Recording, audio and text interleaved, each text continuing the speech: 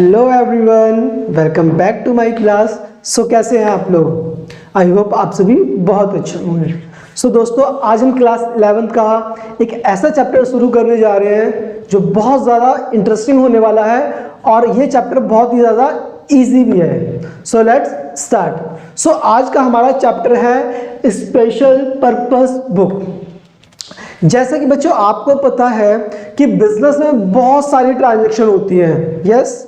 तो उन सभी ट्रांजैक्शन को हम अगर एक जगह रिकॉर्ड कर देंगे तो इसमें हमें प्रॉब्लम आ सकती है कि कौन सी ट्रांजैक्शन को अगर हमें ढूंढना हो तो उसमें इश्यूज आ सकते हैं। इसलिए हम क्या करते हैं, हर अलग अलग नेचर की ट्रांजैक्शन को अलग अलग जगह रिकॉर्ड कर देते हैं। जैसे अगर हमारे पास कोई भी कैश आया गया है उसको एक जगह रिकॉर्ड कर दो। हमने कोई भी क्रेडिट पर सेल करी है, सारी क्रेडिट की सेल एक जगह कर दो। हमने क्रेडिट में सारी परचेजेस करी है उनको एक जगह कर दो।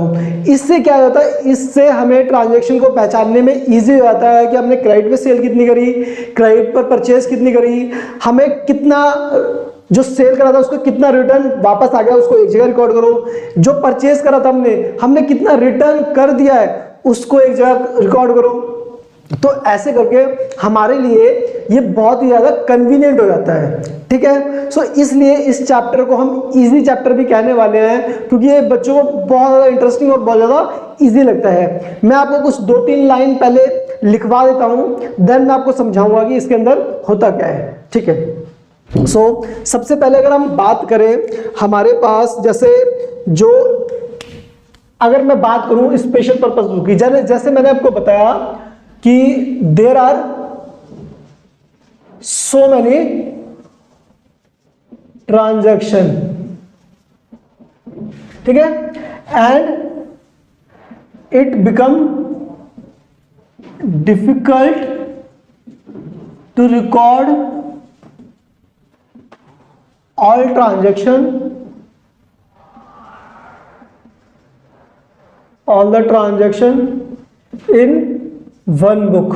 और उस बुक को हम क्या कहते हैं, देयरफॉर जर्नल बुक। मतलब अगर हम एक ही जगह सारी ट्रांजैक्शन को रिकॉर्ड कर देंगे तो थोड़ा क्या बहुत ज्यादा हमारे लिए मुश्किल हो जाता है। बहुत ज्यादा तो नहीं है बट मुश्किल हो जाता है। बट अगर हम उनको सेपरेट अकाउंट में रिकॉर्ड कर दें तो हमारे लिए इजी हो जाएगा। जैसे अब हमारे पास ट्रांजैक्शन क्या क्या होती है, जैसे अगर मैं आपको एग्जांपल बताऊं तो हमारे पास ट्रांजैक्शन क्या होती है, जैसे कि receipts and payment of cash. इसको क्या करो, ये बहुत सारी ट्रांजैक्शन होती है, इनको एक जगह रिकॉर्ड कर लो, ठीक है। क्रेडिट परचेज एक जगह रिकॉर्ड करो, क्रेडिट सेल एक जगह रिकॉर्ड करो, cell return, credit sale return एक जगह रिकॉर्ड करो, credit sale purchase, credit purchase return इसको एक जगह रिकॉर्ड करो, क्रेडिट परचेज रिटर्न इसको एक जगह रिकॉर्ड करो। तो ऐसे क्या होता है, हमारे लिए इजी हो जाता है। तो अब हम क्या करते हैं, तो अब एक लाइन जैसे लिखवा दूं, it is convenient to maintain separate book of each transaction. अब हम क्या करेंगे, अलग अलग ट्रांजैक्शन के लिए से इसके ट्रांजैक्शन के लिए हम सिर्फ कैश बुक बना लेते हैं, इस ट्रांजैक्शन के लिए हम परचेज बुक बना लेंगे, इस ट्रांजैक्शन के लिए हम क्या बना लेंगे, सेल बुक बना लेंगे, cell return book, purchase return book, सबके लिए सेपरेट, ठीक है। तो अब इसको इसलिए हम देखो इसका separate, it is convenient to maintain separate book of each transaction, इसलिए हम इसको क्या बोलते हैं, इसलिए हम इसको बोलते हैं सब्सिडरी बुक भी बोलते हैं, सब्सिडरी बुक, या इसको बोला जाता है और special purpose book. Special purpose book क्यों स्पेशल पर्पस बुक बोला जाता है, क्योंकि हम सबके लिए एक स्पेशल बुक बना रहे हैं, इसलिए इसको क्या बोला जाता है, स्पेशल पर्पस बुक। अब हमारे पास 6 बुक हम 6 बुक्स बनाते हैं। सबसे पहला हम कैश बुक बनाते हैं, या इसको कह सकते हैं types of subsidiary book. Subsidiary books. ठीक है, सबसे पहले हमने बोला हम कैश बुक बनाते हैं, दूसरा परचेज बुक, तीसरा सेल बुक, फिर चौथा परचेज रिटर्न बुक, फिर हमने बनाई सेल रिटर्न बुक, और फिर लास्ट में हम बनाएंगे journal proper book, journal book. ठीक है, जर्नल बुक, ये journal proper book.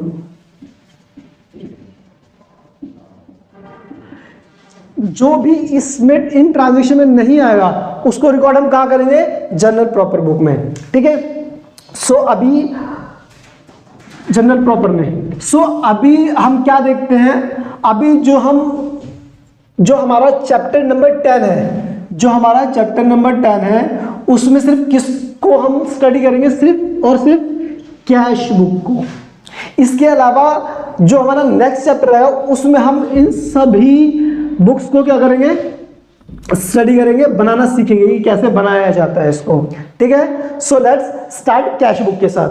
So cash book में हम देखते हैं कैश बुक होता क्या है। तो सबसे पहले हम कैश बुक देखेंगे, कैश बुक के बारे में समझेंगे थोड़ा सा। कैश बुक क्या होता है, अगर हम बात करें कैश बुक क्या है, कैश बुक तो हम बोलेंगे कैश बुक एक बुक है।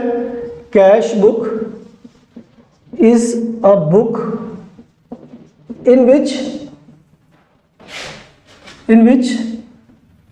receipt and payment in cash है ना, in cash या and through bank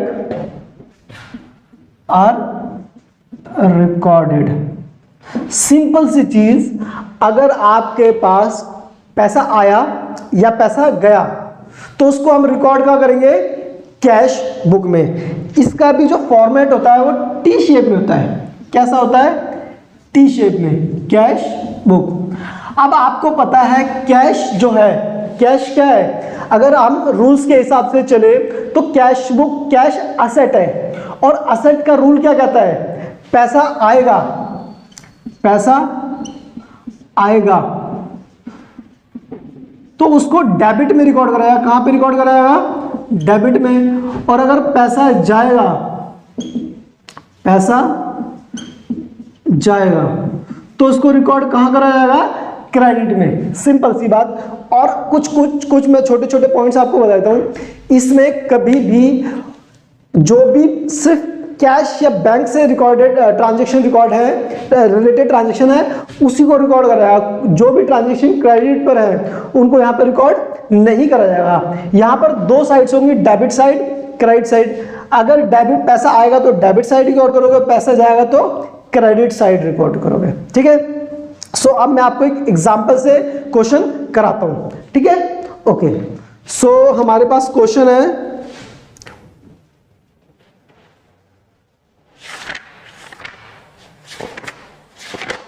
जैसे हमारे पास क्वेश्चन है, मैं क्वेश्चन को यहां लिख देता हूं ताकि आपको समझने में आसानी हो। यहां से लेकर फिर हम क्वेश्चन को साथ साथ करेंगे। जैसे क्वेश्चन है हमारे पास,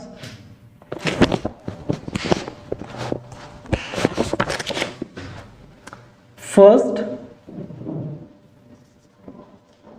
Ramesh started business with capital। इसमें कैपिटल स्टार्ट करा 20 लाख से। ठीक है, जल्दी जल्दी क्वेश्चन उतार लेते। दूसरा हो गया purchase furniture for cash. Purchase furniture for cash ₹50,000। फिर third purchase goods for cash ₹30,000। Fourth paid freight, आपने फ्रेट पेड करा भाड़ा 500 रुपये का पांचवा goods sold goods for cash ₹28,000 paid to Ramesh कितना है 20,000 सोल्ड गुड्स फॉर कैश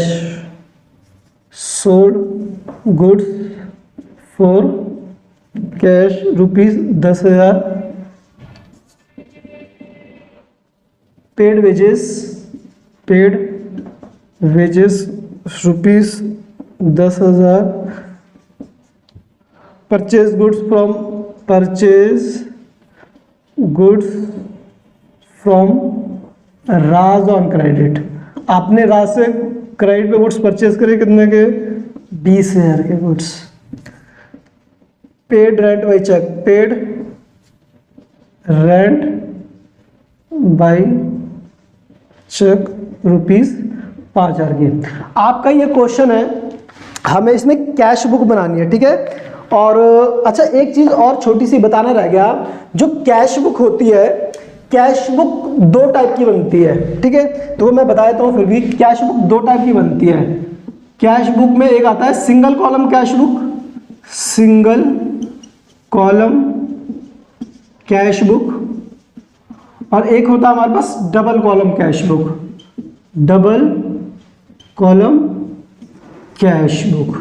देखो सिंगल कॉलम कैश बुक में क्या होता है, सिर्फ जो नगद कैश आया या गया है उसको, अगर उन ट्रांजैक्शन को रिकॉर्ड करना है तो हम सिर्फ सिंगल कॉलम कैश बुक बनाएंगे।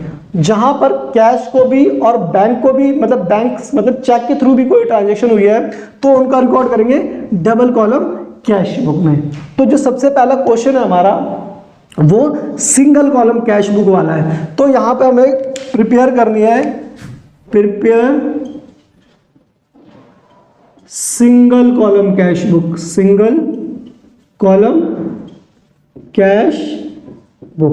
ठीक है। सिंगल कॉलम कैश बुक बना रही है, तो चलो मेरे साथ सिंगल कॉलम कैश बुक बनाते हैं। सबसे पहला हमारा जो टी फॉर्मेट है वही कैश बुक, ठीक है, कैश बुक।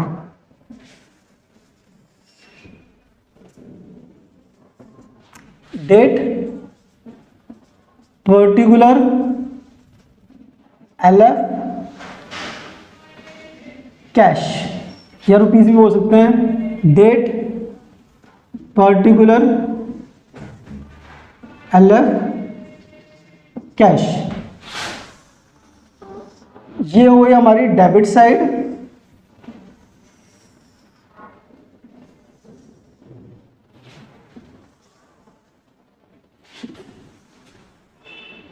हमें इसको डायरेक्ट बनाना है। देखो ये जो हो गई हमारी, ये डेबिट साइड हो गई, और यहां से आता है क्रेडिट साइड। पैसा आया तो डेबिट साइड में रिकॉर्ड करेंगे, पैसा गया तो क्रेडिट साइड में। देखो मैंने डेट्स नहीं लिखी है, आप इसको डेट्स जो भी होंगी वो उसके अकॉर्डिंग आ जाएंगी, ठीक है। तो डेट्स इतनी इंपॉर्टेंट नहीं है यहाँ पे मेन कॉन्सेप्ट हम समझने की कोशिश करते हैं। सो सबसे पहला हमें कह रहा है कि रमेश ने बिजनेस स्टार्ट करा है 2,20 लाख रुपए लगाकर। तो कैपिटल का मतलब जब कुछ नहीं बताया होता, वैसे तो कैपिटल का मतलब कुछ भी हो सकता है, वो बिल्डिंग लेकर आया, फर्नीचर लेकर आया, बट यहाँ पर कुछ नहीं बताया तो हम ये मान के चलेंगे, अज्यूम करके चलेंगे कि उसने 20 लाख रुपए कैश बिजनेस में लगाया। तो कैश बिजनेस में लगाया तो क्या बिजनेस के अंदर कैश आया? यस। तो फर्स्ट जो हम रिकॉर्ड करेंगे हम इसको जनवरी ले सकते हो, जनवरी 1, जनवरी 2, जनवरी 3, जनवरी 4, है ना, जनवरी ले सकते हो आप इनको। तो आप मुझे बताओ कि आप बिजनेस में पैसा आया तो किसकी वजह से आया? हम बोलेंगे Ramesh capital to January 1 Ramesh capital. पैसा आया, भाई पैसा आया तो डेबिट में रिकॉर्ड होगा, कितना आया? 20 लाख रुपए आया, तो 20 लाख रुपए डेबिट में रिकॉर्ड कर दिया। पैसा आएगा डेबिट में रिकॉर्ड करेंगे, पैसा जाएगा क्रेडिट में रिकॉर्ड करेंगे। अब आप मुझे बताओ फर्नीचर परचेज करा, पैसे का क्या हुआ? आया है क्या? जब फर्नीचर परचेज करेंगे तो पैसा जाएगा, तो हम लिखेंगे कब? जनवरी 2 में सेकंड लिख देते हैं हम ऐसे, ठीक है। यहाँ पे मैं आपको थोड़ा सा बता देता हूँ, जैसे जनवरी फर्स्ट हो गया था, second, third, fourth, fifth, six, seventh, eight, ninth, 10th।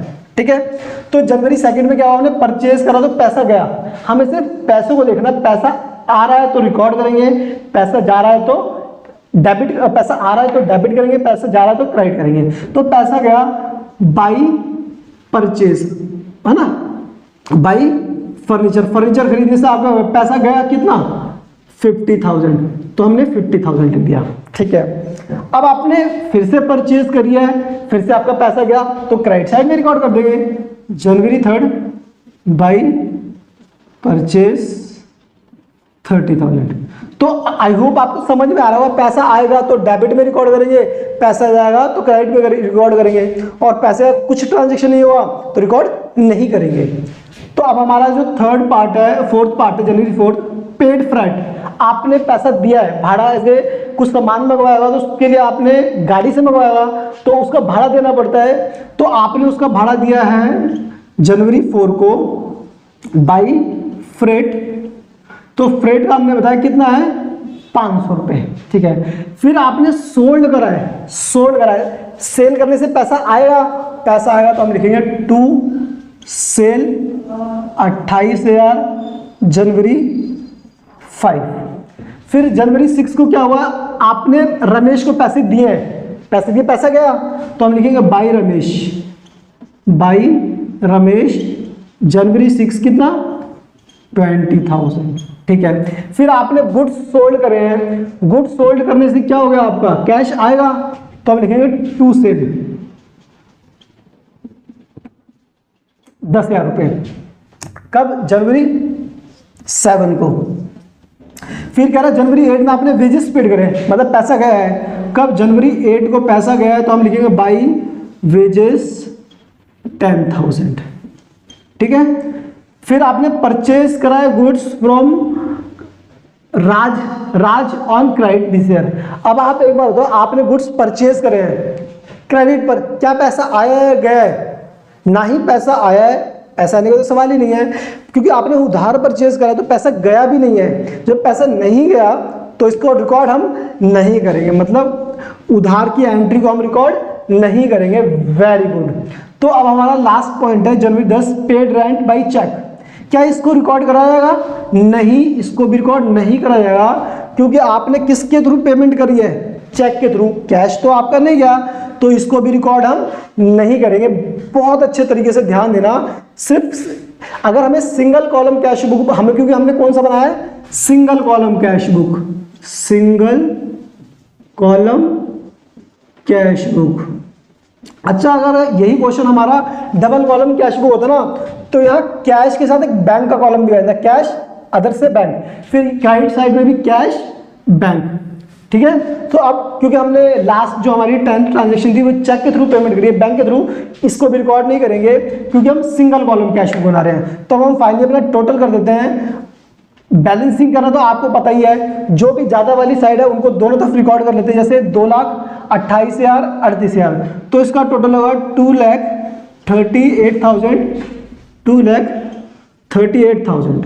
अब जो हमारा बैलेंस आ जाएगा बाई बैलेंस CD, ठीक है, तो जो बाई बैलेंस CD है वो कितना आ जाएगा, 50 और 30, 80 और 20, 1,10,000, 1,10,500, 2,38,000 में से 1,10,500 हम क्या कर देंगे, लेस कर देंगे, 1 लाख, ठीक है। सो 0,05,721, तो हमारा जो बैलेंस बच गया 1,27,500। ये हमारा कैश बुक का बैलेंस आ गया कि हमारे पास इतना कैश अभी अवेलेबल है। सो अब एक क्वेश्चन आता है, हम इसको क्यों करते हैं, देखो उसका एक पर्पस और है, ये इसलिए करा जाता है कि मान लो आप कैश में भी रिकॉर्ड कर रहे हो और क्रेडिट में भी रिकॉर्ड कर रहे हो, तो उसका एक नुकसान होता है, जैसे नुकसान तो नहीं कहेंगे बट बिजनेस को पता होना चाहिए कि आपके पास कैश है कितना। जैसे मान लो आप सेल करते हो, ठीक है, सेल करते हो आप कैश में भी सेल करते हो और क्रेडिट में भी सेल करते हो, ठीक है। मान लो आपने सेल करी 7 लाख की आपने सेल करी क्रेडिट में और 3 लाख की सेल करी आपने कैश में। तो कहने का मतलब आपने सेल कितने की करी टोटल मिलाकर? 10 लाख की सेल करी। तो आपके पास, आपको क्या लगता है आपके पास 10 लाख होगा या आपके पास 3 लाख होगा? आपके पास सिर्फ 3 लाख होगा कैश, क्योंकि 3 लाख की कैश आपने कैश में सेल करी है, बाकी आपने क्रेडिट में सेल करी है। तो अगर हमारे पास ये नहीं है, ये है कि हमने सेल 10 लाख की करी है, तो हमारे लिए मुश्किल आता है कि हमारे पास कैश कितना, वो भी तो पता होना चाहिए, जिससे हम डे टू डे बिजनेस को ऑपरेट कर सके। जितना हम अपने, जो हमारा बिजनेस है, बिजनेस में कुछ ऐसे खर्चे होते हैं जो कैश से ही होते हैं, छोटे छोटे जो खर्चे होते हैं, उसके लिए आप क्रेडिट नहीं यूज कर सकते हो, ठीक है। तो ये हमें मेन चीज पता होना चाहिए कि हमारे पास कैश का हमारे पास कितना है कैश, क्योंकि कैश के बिना कोई भी बिजनेस नहीं चल सकता। छोटे छोटे जो बिजनेस होते हैं वो कैश पर ही डिपेंड रहते हैं, जो भी छोटी छोटी ट्रांजेक्शन होती हैं। तो आई होप आपने सिंगल कॉलम कैश बुक बहुत अच्छे तरीके से कॉन्सेप्ट के साथ समझा होगा, और एग्जाम्पल तो आपको बहुत अच्छे तरीके से समझ में आया होगा। और जो 2 ट्रांजेक्शन हमने नहीं रिकॉर्ड करी है, वो क्यों नहीं रिकॉर्ड करी है, उसका रीजन भी आपको समझ में आ गया होगा। तो अगर आपको हमारी वीडियो अच्छी लग रही हो तो हमारे चैनल को लाइक करो, शेयर करो, सब्सक्राइब करो, और अगर आपको कोई भी डाउट हो तो हमसे कमेंट करके जरूर पूछें। Thank you.